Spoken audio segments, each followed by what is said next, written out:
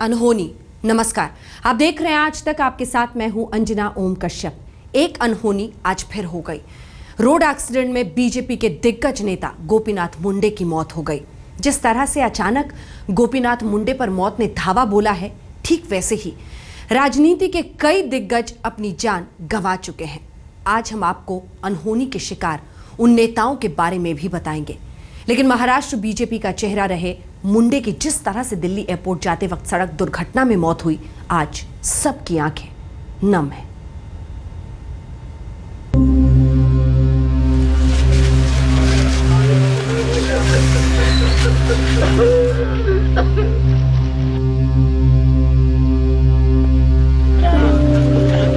आज एक परिवार स्तब्ध है।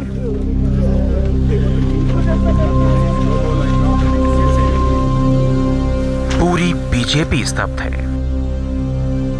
राजनीति से ताल्लुक रखने वाला हर शख्स स्तब्ध है। आंखों से बहता हुआ दर्द का सैलाब है। बेटियां बिलख रही हैं। पत्नी को होश नहीं है।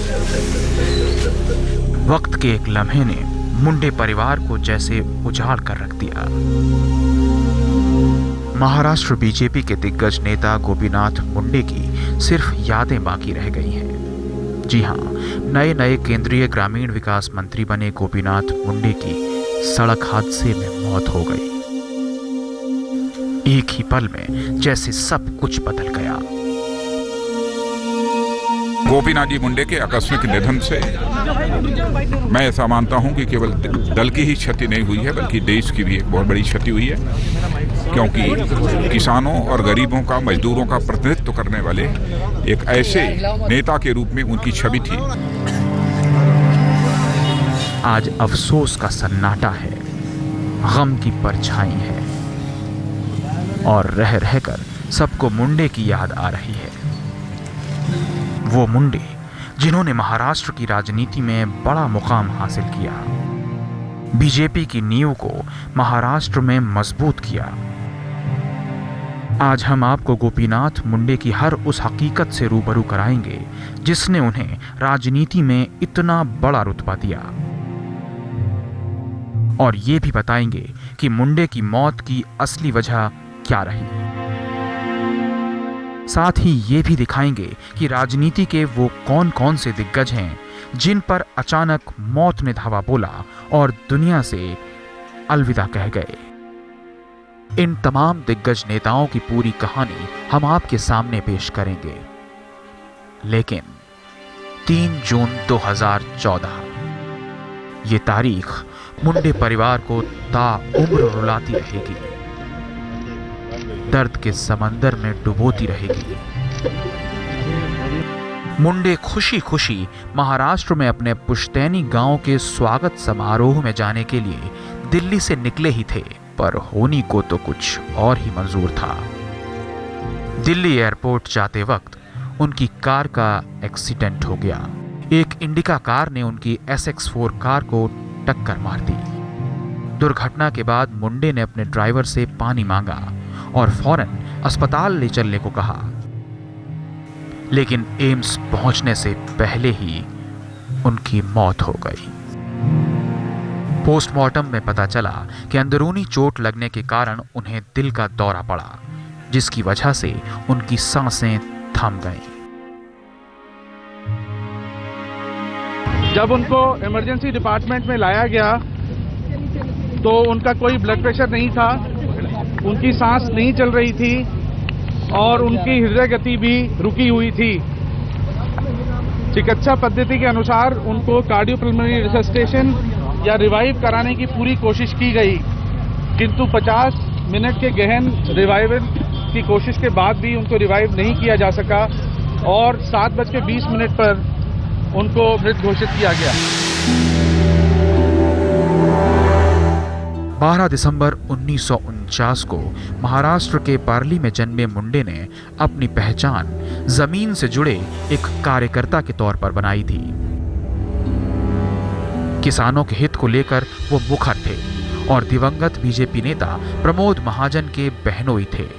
मराठवाड़ा क्षेत्र के एक गरीब परिवार से ताल्लुक रखने वाले मुंडे को वसंतराव भागवत राजनीति में लेकर आए थे।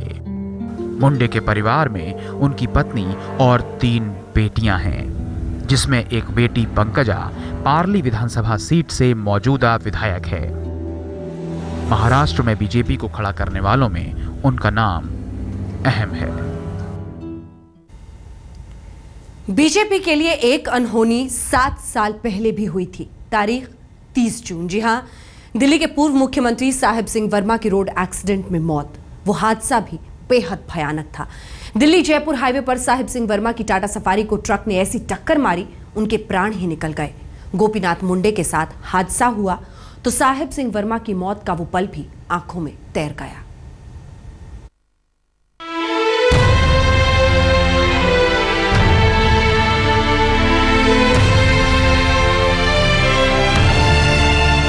असाधारण रूप से ऊपर जाते हुए साहिब सिंह वर्मा की लोकप्रियता के ग्राफ को अचानक ब्रेक लग गया।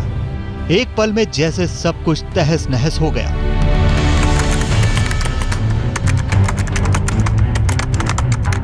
जून 2007 राजस्थान के सीकर में एक विद्यालय की आधारशिला रखकर साहिब सिंह वर्मा अपनी टाटा सफारी से लौट रहे थे। तभी सामने से आ रहे एक ट्रक ने किसी साइकिल सवार को बचाने के चक्कर में अपना संतुलन खो दिया और वो डिवाइडर को लांघता हुआ सीधे साहिब सिंह वर्मा की कार से टकरा गया।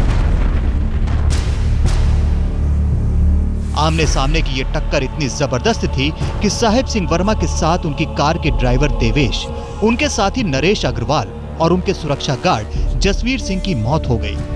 जयपुर दिल्ली हाईवे पर हुआ यह एक्सीडेंट जितना भयानक था उतना ही खौफनाक भी।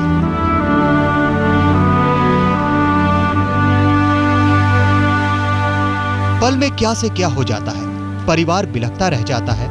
उस वक्त बीजेपी को बहुत बड़ा धक्का लगा था और अब गोपीनाथ मुंडे की रोड एक्सीडेंट में हुई मौत से साहिब सिंह वर्मा, उनका हादसा, उनकी मौत, सब कुछ जहन में घूम गया।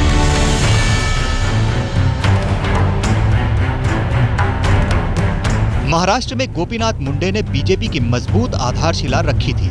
साधारण परिवार से ताल्लुक मुंडे का भी था और साहिब सिंह वर्मा का भी। बताया जाता है कि जब साहिब सिंह वर्मा दिल्ली में मुख्यमंत्री थे तो वो स्कूटर पर चला करते थे।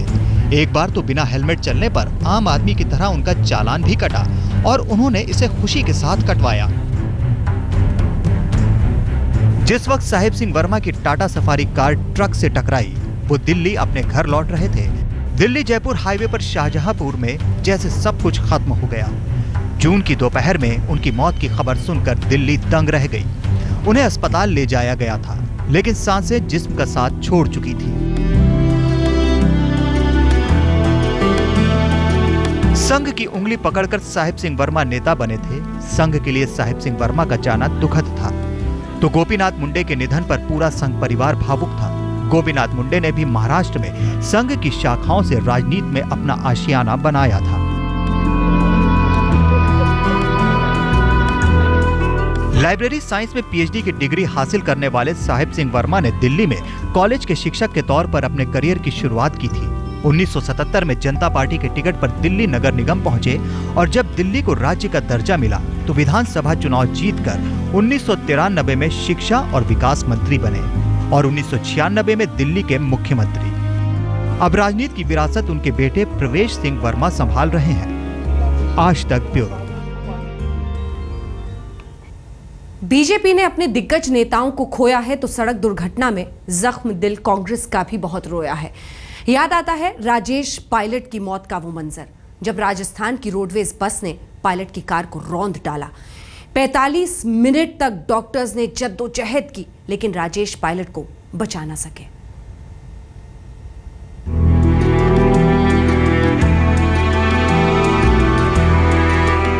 कहते हैं मौत कब आ जाए, कहां आ जाए, कैसे आ जाए, कोई नहीं जानता। सचमुच ये बात 100% सच है। 11 जून सन 2000 का वो दिन भी याद आता है। एक बेहद खौफनाक सड़क हादसे में कांग्रेस ने अपने कद्दावर नेता को खो दिया। जी हां, रोड एक्सीडेंट में कांग्रेस के सीनियर नेता राजेश पायलट की मौत भी हुई थी। 57 साल के राजेश पायलट की मौत उन्हीं के संसदीय क्षेत्र राजस्थान में दौसा के भंडाना में हुई थी। राजेश पायलट ड्राइवर सीट पर बैठे हुए थे और उनकी कार की भिड़ंत राजस्थान पथ परिवहन की बस से हो गई। इस हादसे में राजेश पायलट गंभीर रूप से घायल हो गए। उन्हें फौरन अस्पताल में भर्ती कराया गया। डॉक्टरों ने 45 मिनट तक जान बचाने की भरपूर कोशिशें की, लेकिन मौत का हमला घातक था और उन्हें मृत घोषित कर दिया गया। सन्नाटे को चीरती हुई खबर राजस्थान से दिल्ली तक पहुंची। कांग्रेस में हर कोई जैसे सन्न रह गया। दिल्ली में उस राजेश पायलट की मौत की खबर पहुंची थी जो राजीव गांधी के गहरे दोस्तों में से एक थे। राजीव गांधी की प्रेरणा से ही राजेश पायलट राजनीति में आए थे। जिस तरह से गोपीनाथ मुंडे की मौत की खबर ने देश के तमाम सियासतदानों को हिला दिया, बीजेपी से लेकर तमाम नेता मुंडे की मौत की खबर सुनकर अपने आप को रोक न सके।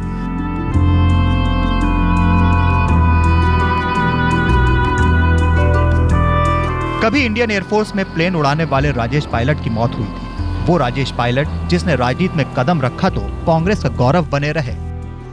पूर्व केंद्रीय मंत्री राजेश पायलट ने सबसे पहले साल 1980 में राजस्थान के भरतपुर संसदीय क्षेत्र से कांग्रेस के टिकट पर लोकसभा चुनाव जीता। इसके बाद पायलट ने अपनी सीट बदली और दौसा लोकसभा सीट से 4 बार सांसद चुने गए। किसानों की राजनीति करने वाले राजेश पायलट की राजनीतिक विरासत को उनके बेटे सचिन पायलट आगे बढ़ा रहे हैं। आज तक ब्यूरो।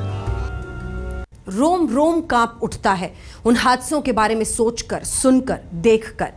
जी हां, कांग्रेस के दिग्गज नेता माधवराव सिंधिया का जिस तरह से प्राइवेट प्लेन क्रैश हुआ और जिस तरह से हेलीकॉप्टर क्रैश के 27 घंटे बाद नल्ला मल्ला के जंगलों में रेड्डी का शव मिला, तो पूर्व लोकसभा अध्यक्ष बालयोगी की मौत भी हवाई हादसे में हुई।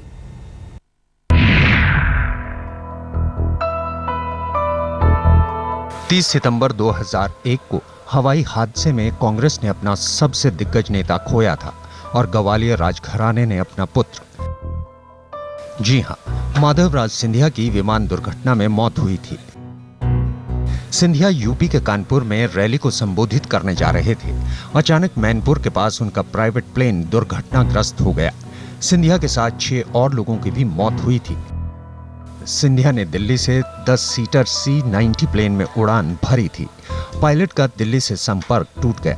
लखनऊ ATC से भी संपर्क नहीं हो पाया।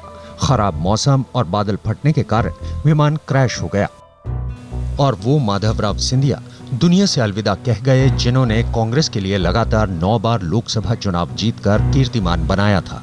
उस माधवराव सिंधिया की मौत हुई जिन्होंने साल 1984 के आम चुनाव में बीजेपी के दिग्गज अटल बिहारी वाजपेयी को हराया था।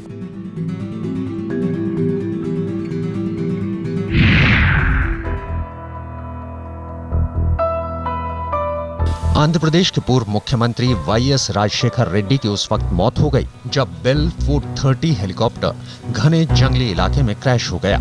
हादसा 3 सितंबर 2009 को हुआ। रेड्डी चित्तूर जिले एक गांव में जा रहे थे।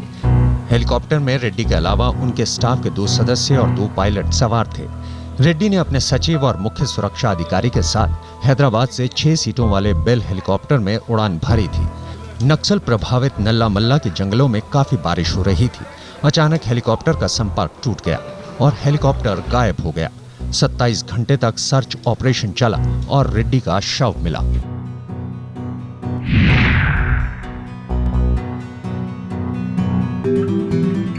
लोकसभा अध्यक्ष और टीडीपी नेता GM बालयोगी की 3 मार्च 2002 को हेलीकॉप्टर हादसे में मौत हो गई। बालयोगी की मौत उस वक्त हुई जब उनको ले जा रहा एक निजी हेलीकॉप्टर आंध्र प्रदेश के कृष्णा जिले के एक गांव में इमरजेंसी लैंडिंग के दौरान दुर्घटनाग्रस्त हो गया। बालयोगी बेल 206 हेलीकॉप्टर में सवार थे। जांच में पता चला कि कम विजिबिलिटी की वजह से पायलट ने तालाब में हेलीकॉप्टर को उतार दिया। आज तक ब्यूरो। अनहोनी हमारी विशेष पेशकश में इतना ही, लेकिन देश दुनिया की बाकी खबरों के लिए आप देखते रहिए आज तक।